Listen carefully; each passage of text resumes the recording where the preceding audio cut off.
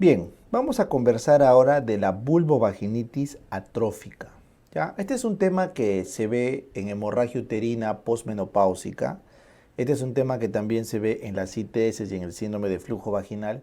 Sin embargo, como lo han preguntado repetidas ocasiones, vamos a tomarlo como un punto especial, la vulvovaginitis atrófica. ¿Ya? Ese es el término clásico, histórico para esta patología.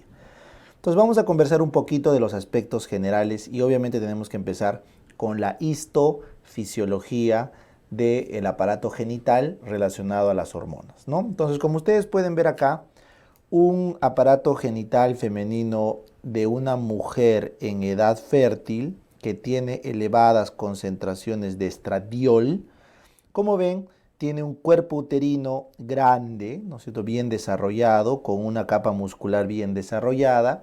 Y tenemos acá una vagina que tiene, como pueden ver acá, un epitelio plano, poliestratificado, no queratinizado, grande, amplio, ancho, con una relación porcentual de las células superficiales superior a la relación de células basales. Ese es el índice de maduración, lo llaman, que cuando hacemos un papanicolao de los 2/3 superiores de la vagina, usualmente en una mujer de edad fértil no tenemos células parabasales, sino tenemos células intermedias y superficiales en el pap.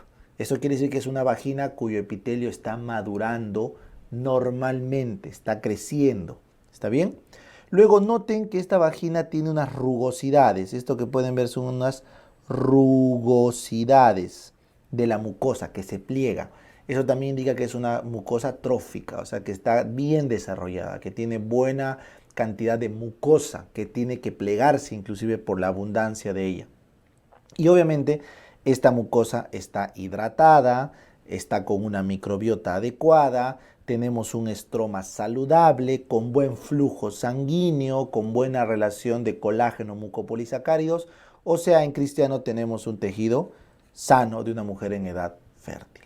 Muy bien, pero ¿qué creen que es lo que pasa si es que disminuimos el aporte estrogénico por mucho tiempo? Es importante, no es de un día para el otro, por mucho tiempo.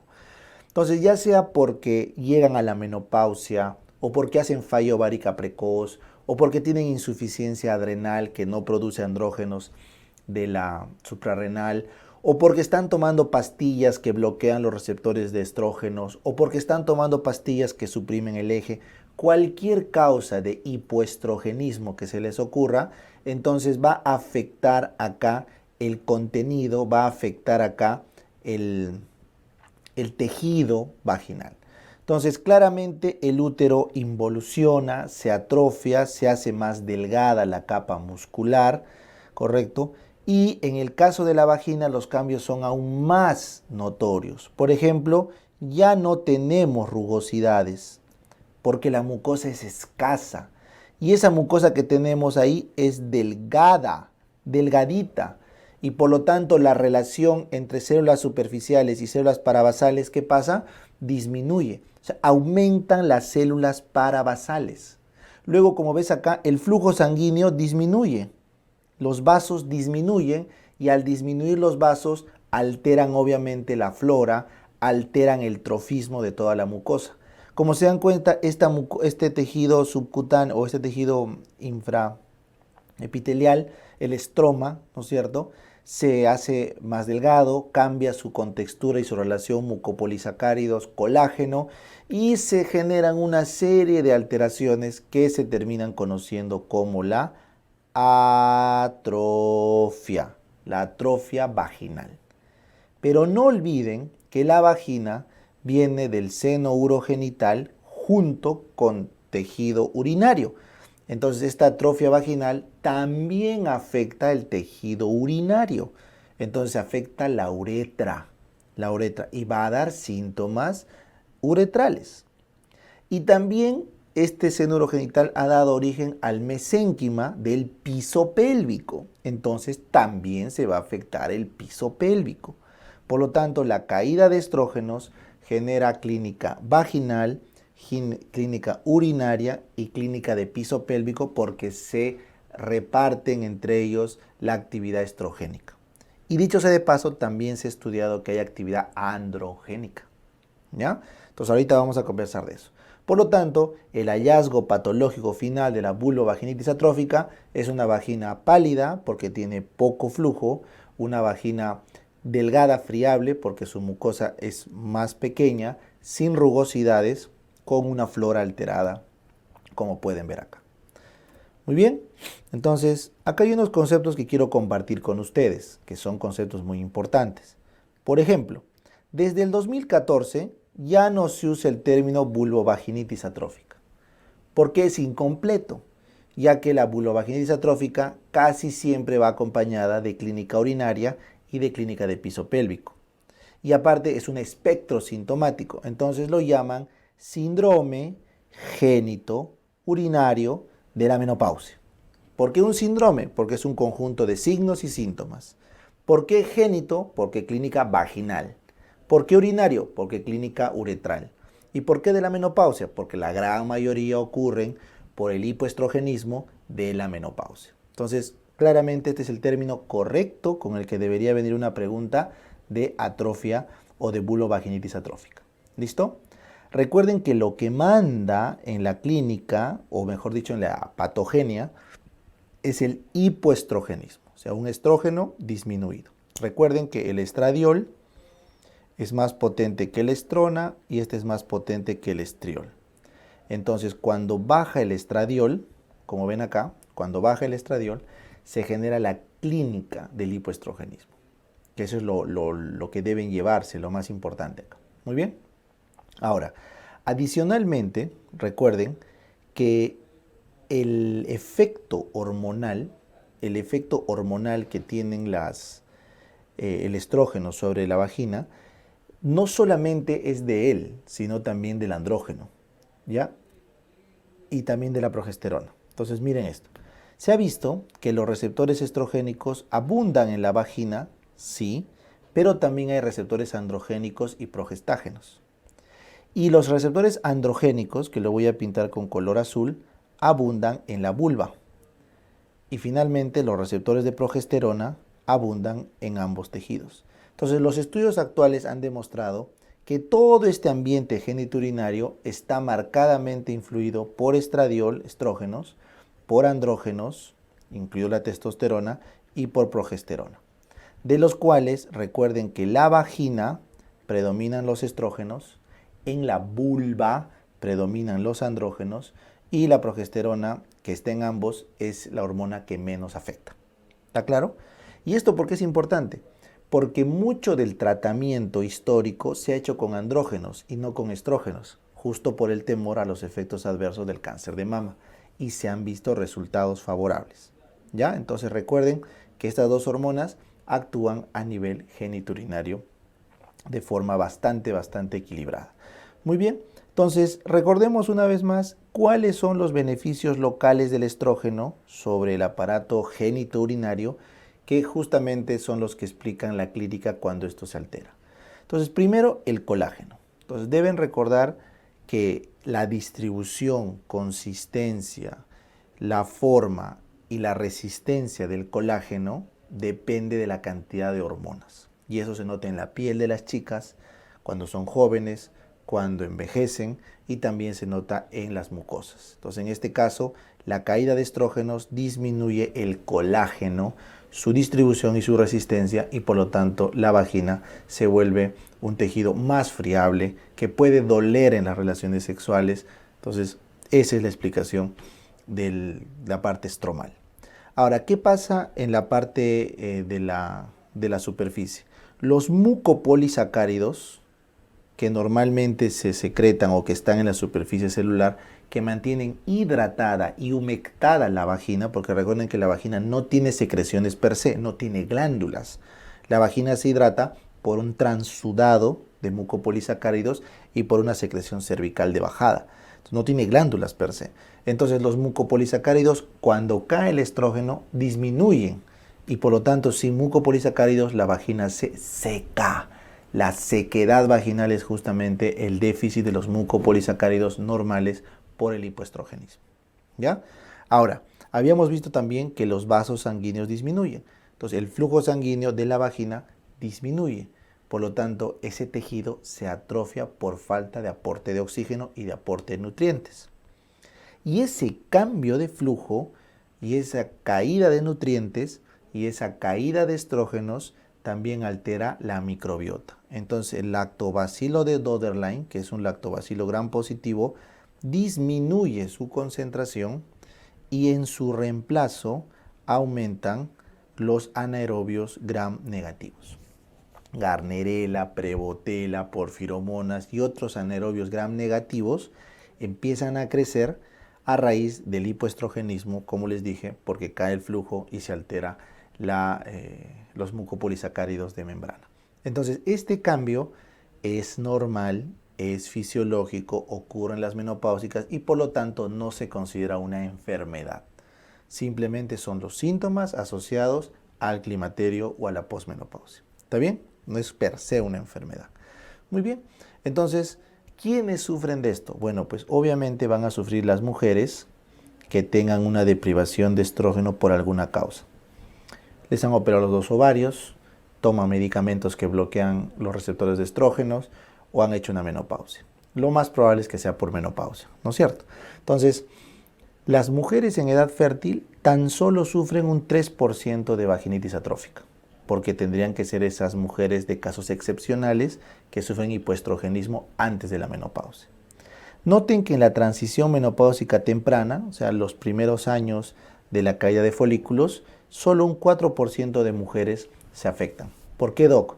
Porque para hacer vulvovaginitis atrófica tiene que haber bastante tiempo de hipoestrogenismo, bastante tiempo. Entonces, si una mujer recién está empezando su transición menopáusica, no va a hacer la clínica.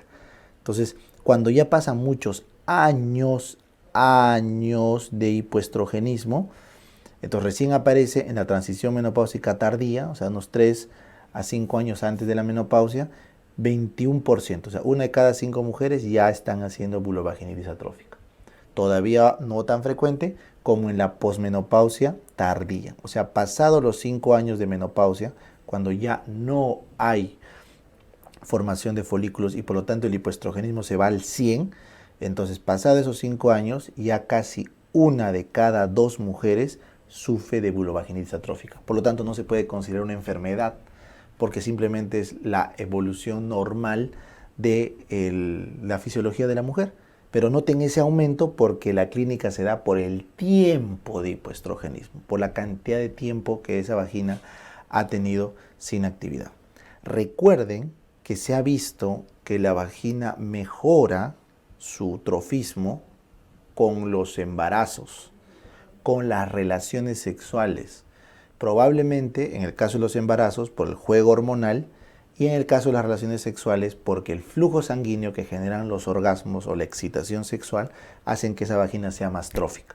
Entonces, cuanto menos relaciones sexuales tiene una chica, cuanto menos paridad tiene mayor riesgo de hacer una vulvovaginitis atrófica. ¿Listo? Bien. Entonces vamos al diagnóstico. ¿Cómo vamos a diagnosticar esta vulvovaginitis atrófica? Por definición, eso quiere que quede claro, es sintomática, porque se llama síndrome genitourinario de la menopausia. Entonces, por definición, tiene que haber síntomas. No puede haber una vulvovaginitis atrófica sin síntomas. Entonces, el gran problema está en que tú dirás, entonces deberían ir al médico la mitad de menopáusicas, quejándose de la vulvovaginitis. ¿No es cierto? Porque si la mitad les da y por definición es sintomática, entonces tienen que ir. Lo que pasa es que solo 30% de las pacientes van a consulta. ¿Por qué? Porque culturalmente las mujeres saben que con su menopausia ya pues vienen problemas locales. Problemas de sequedad, problemas de dispareunia, se alejan de las relaciones sexuales, ya entienden que ya pasó ese ciclo fértil, ¿no es cierto? Entonces no van al médico porque saben que es lo normal. Entonces ahí está el sesgo, ahí está la lógica. Por lo tanto, se deben tratar aquellas vulvovaginitis que generan un disconfort en la paciente. O sea, se entiende que la paciente quiere tener relaciones sexuales y está teniendo problemas, por lo tanto tienes que tratarle. ¿Ven? Entonces esa es la explicación por qué, a pesar de ser sintomática por definición, solo 1 de cada 3 van al ginecólogo. ¿Ya? Muy bien. Entonces, ¿qué sienten las chicas con la vulvovaginitis atrófica? Puede ir desde uno o dos síntomas hasta tener el espectro completo. Eso va a depender del trofismo y de la clínica que se genere en cada paciente. Recuerden que cuando una paciente tiene, por ejemplo, depresión, su percepción de la vulvovaginitis es casi el doble o el triple que una mujer sin depresión. Entonces es bastante subjetivo mucha de la clínica que vamos a describir acá. Entonces primero empezamos con la sequedad. Eso es algo objetivo, ¿no? La vagina se nota seca, los labios menores se notan secos e inclusive después la misma vulva, los labios mayores pueden aparecer con resequedad porque les dije que todo el área está lleno de receptores. Entonces sequedad es el signo principal.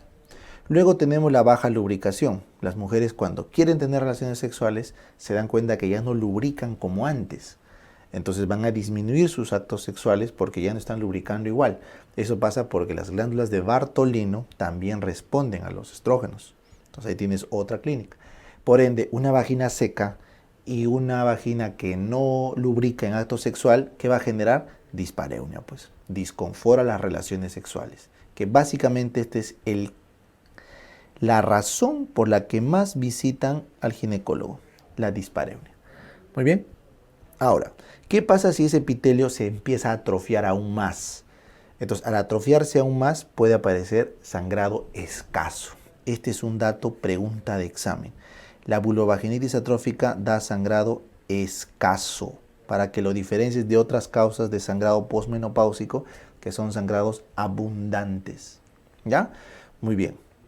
Luego, una chica con pocos estrógenos locales va a tener una menor estimulación de su tejido y probablemente en todo el proceso del acto sexual no puede experimentar orgasmos. Entonces tenemos la famosa anorgasmia. ¿Ya? Anorgasmia. Muy bien. Finalmente, esta vagina con el tiempo va a inflamarse, eso va a generar irritación, eso va a picar, va a haber prurito, ¿no es cierto?, de las áreas contiguas, que pueden ser pruritos por inflamación o por sobreinfección con flora anormal. Y luego aparece lo que les dije. La sintomatología urinaria es casi una constante en los grados avanzados. O sea, tienen disuria, les llama mucho al baño, hay clínica de urgencia, sensación de que no está bien vaciado la vejiga, ardor. Entonces hay síntomas urinarios y por ende entran dentro de este síndrome. ¿Ya? Puede inclusive haber clínica de piso pélvico y ya les dije, aparece los prolapsos, en este caso el prolapso uretral y los espasmos musculares del elevador del ano porque está habiendo clínica ya del piso pélvico, ¿correcto? Entonces todo esto es la sintomatología estructural que presenta la mayoría de pacientes con una vulvovaginitis atrófica. Muy bien. Ahora, adicionalmente, vamos a encontrar flujo. El flujo vaginal va a ser un flujo fétido o al menos maloliente. Va a depender de la cantidad de anaerobios que haya. Va a ser un flujo escaso, ¿correcto? Y medio marrón, porque viene con rastros de sangre coagulada o oxidada, perdón. Entonces, ¿qué es el típico flujo de la vaginitis atrófica? Luego tenemos una mucosa atrófica, por lo tanto va a ser una mucosa pálida que se va a evidenciar en la especuloscopía, una mucosa pálida, ¿no es cierto? Que vamos a encontrar fisuras, porque la mucosa se corta, aparecen fisuras, y en los lugares donde hubo sangrado están las petequias de la coagulación. Entonces, todo eso vamos a ver al examen físico ginecológico. Flujo, mucosa pálida, fisuras, petequias. Y en casos extremos, los labios menores se fusionan. Puede haber una fusión de labios menores e inclusive todo el canal vaginal se estrecha y hay una estenosis vaginal que obliga al ginecólogo a cambiar de especuloscopio por uno más pequeñito con una puntita más larga, ¿no es cierto? Porque si no, no entra el espéculo. ¿Ya? Finalmente, pregunta de examen, el cambio de flora a anaerobios gram negativos genera un pH por encima de 5. Por eso recuerden, el pH de la posmenopáusica suele ser mayor o igual a 5. En cambio, en la premenopáusica sana es de 4 a 4.5. La premenopáusica con alguna vaginosis pasa de 4.5 y eso es anormal. Y la posmenopáusica es normal que esté por encima de 5. ¿ya? Esa es la lógica del pH. No se olviden que el pH es así. El estrógeno favorece el crecimiento de todo la flora, del epitelio, etcétera, y eso genera una flora de lactobacilo de Doederlein gram positivo que genera ácido láctico, y este ácido láctico baja el pH. Si tú bajas el estrógeno, bajas el lactobacilo, bajas el ácido láctico y por tanto subes el pH. ¿Ya? Esa es la lógica de esta clínica. Entonces, ¿con qué tenemos que hacer el diagnóstico diferencial? ¿Qué nos puede confundir? Bueno, pues la señora puede hacer una vaginitis tranquilamente por cándida, ¿no es cierto? O puede ser también por tricomona. O sea, una infección de transmisión sexual como tricomona o una candidiasis no es algo fuera de lo común en una posmeno. Entonces hay que pensar. ¿Cómo lo descarto entonces, profe? Bueno, pues por el flujo. El flujo de la cándida es blanquecino, grumoso, etc. Puede ser una vaginosis por anaerobios también. Entonces ahí tendré que aplicar mis criterios de Amsel, ¿no? Mis criterios de Amsel, que es otra razón. Entonces ahí tienes un buen diferencial. La clave acá es preguntar sobre las conductas sexuales. Luego, ¿qué tal si estamos frente a una dermatitis vulvar? O sea, es una clínica de dermatología. O sea, no es un problema hormonal, sino es un tema dermatológico. Entonces, ¿cómo se dan cuenta? Por esto. Hay el signo del pañal, ¿no? O sea, las dermatitis vulvares suelen ser por alguna cosa que está tocando, rozando en la ropa interior o alguna crema o algo, y te da la inflamación de toda la piel alrededor de la vulva, y también puede ser parte de la vulva. Entonces, claramente lo van a distinguir por ahí, ¿no es cierto? Luego nos podemos confundir con la vulvodinia. La vulvodinia es simplemente dolor vulvar con o sin relaciones sexuales, ¿no es cierto? Que no tiene nada que ver orgánicamente. O sea, le duele la vulva, le duele el aparato genital al tener relaciones sexuales o al intentar tener relaciones sexuales. Entonces, la vulvodinia es un diferencial totalmente aparte de un hipoestrogenismo como tal. Algo más peligroso pueden ser los líquen, ¿no? El líquen escleroso vulvar es peligroso, ¿no? Es una lesión que puede ser un precáncer. Claramente se ve acá una vulva atrófica con una lesión esclerótica dura, ¿no? Que hay que tomar biopsia. O puede ser un líquen plano, que esto es un poquito mejor porque es algo inflamatorio, crónico. Ambos casos son idiopáticos, no se sabe bien, son de componente autoinmune, pero el líquen plano vulvar es más inflamatorio, mientras que el escleroso, como su nombre lo dice, es más esclerosante, ¿no? Entonces ya son diferenciales un poquito más trancas para dermatología. Y siempre no está de más descartar úlceras. Pues, ¿no? La chica puede tener herpes, sífilis, chancroide, que son úlceras vulvares que van a dar la clínica de irritación, prurito, disuria, etcétera, pero al final son úlceras. Pues, ¿no? Entonces, como ven, el diferencial de la vaginitis atrófica es amplio, amplio. Por eso es mandatorio la historia clínica y el examen físico, ya que el diagnóstico es netamente clínico. El diagnóstico de la vulvovaginitis atrófica es clínico. Historia más examen físico. ¿Listo? Bien. Entonces vamos al tratamiento. Como claramente este es un tema hormonal, entonces el tratamiento tiene que ser médico, orientado a la reposición hormonal. Entonces acá tenemos este esquema.